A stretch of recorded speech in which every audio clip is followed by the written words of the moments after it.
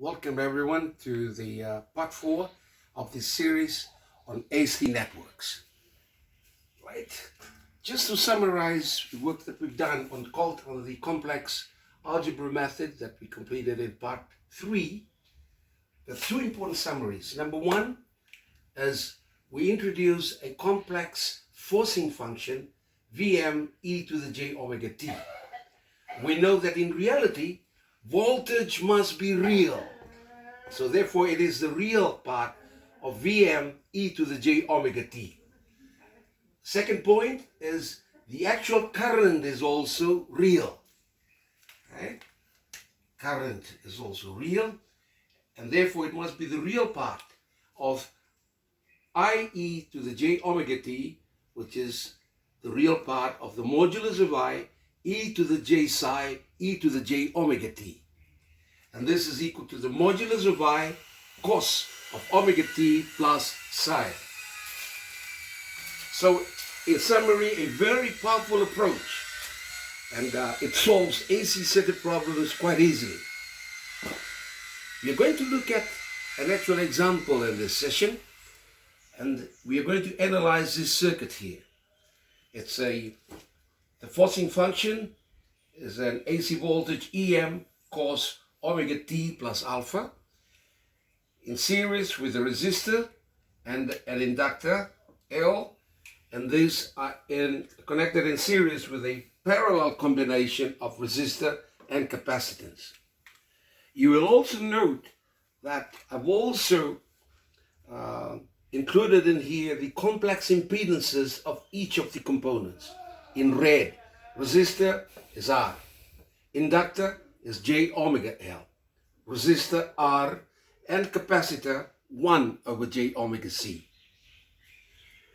We apply Kirchhoff's voltage law in loop 1, right, which is RI1 plus L di dt plus R into I1 minus I2 equals EM cos omega t plus alpha, equation 1.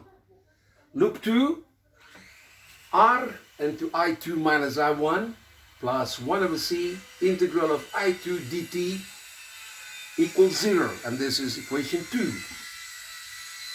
Now we let E1 equal to EM e to the j alpha. Right, so this implies that EM times e to the j omega t plus alpha equals E1 e to the j omega t. Now here we introduce I1. Now let me just highlight that bit here, right? So introducing I1 equal to I1 e to the j omega t, and I2 equal to I2 e to the j omega t. We apply the complex impedance in KVL, which are in red over here.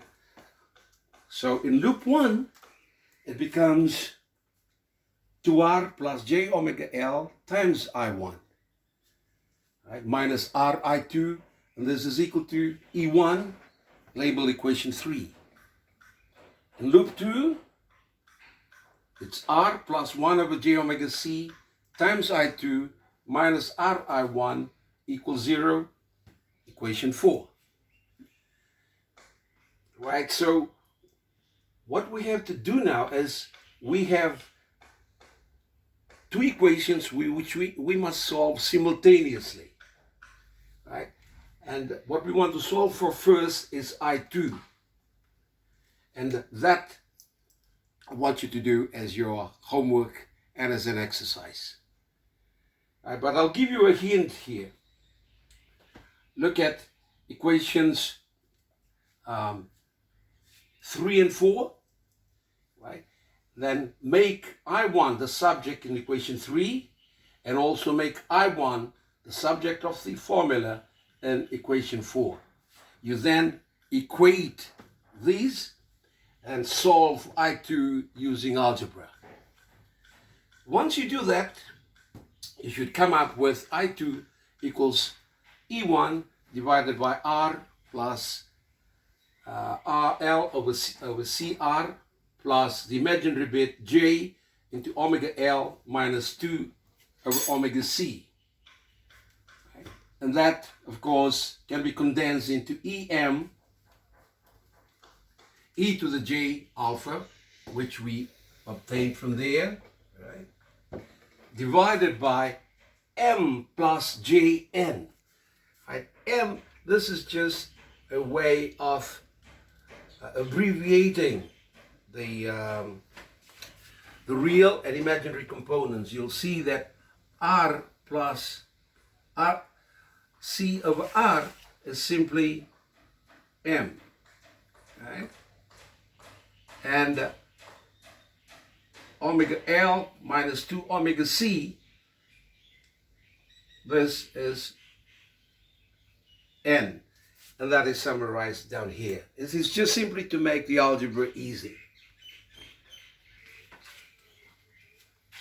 Right, let's go on now to the Eigen diagram of this. Imaginary and real axis, M and N with the angle theta. Immediately, tan theta is equal to N over M, or theta is equal to arctan N over M. So back to I2 from here, right? I2 is equal to EM e to the J alpha divided by the root of M squared plus N squared times e to the J alpha. Right? You now can put your exponents together by bringing that e to the J alpha to the top and combining them. So it's still EM over the root of M squared plus N squared e to the power of J alpha minus theta. Hence our actual current I2, we must only consider the real part of it. So the real part of I2 e to the J omega t is equal to the real part of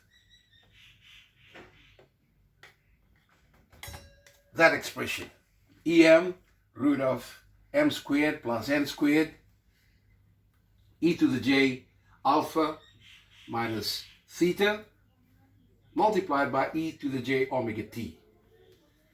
Right, so to go from here to here, you can see there are two exponents here, so you simply combine them all and it becomes e to the J omega t plus alpha minus theta, so that combines those, and then that expression there still remains here, EM divided by root of M squared plus N squared. Right. Once we go, when we go down to the following step, we just simply take it down.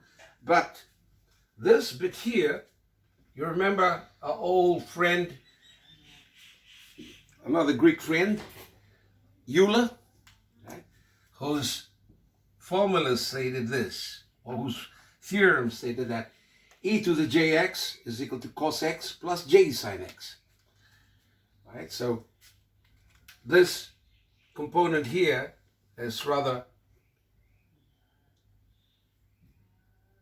can be represented by x. Right, so that expression still remains here, carried forward in here, but this one here you apply Euler's formula, right, and that, as you can see, it becomes that, where that is x, right, that bit is x. So cos of omega t plus alpha minus theta plus j sine omega t plus alpha minus theta. Since we're only interested in the real part of it, right, this is the only component, multiplied with this of course, that we are interested in, because that is your real component. Now, the other bit here, the second bit here, has got j multiplied with sine omega t plus alpha minus theta. That is the imaginary bit, and we ignore that totally.